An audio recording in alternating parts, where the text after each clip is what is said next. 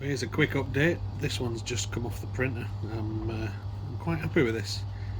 It's silver instead of dark grey as the other stuff was, and it's actually just printed that bit nicer. You can see it's got a nice finish to it.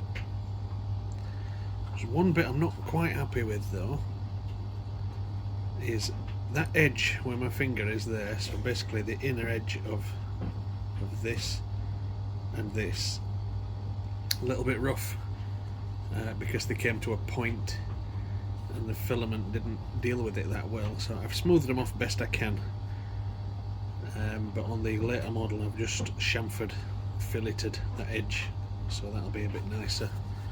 And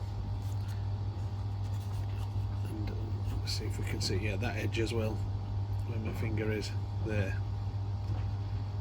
so that edge there is just a sharp edge, so we won't have that on later models, but this one's going out for testing.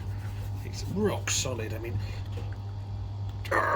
squeezing as hard as I can there. I stood on one on my other video. You'll see it just took my weight, all 9 stone of me. So yeah, really pleased with that.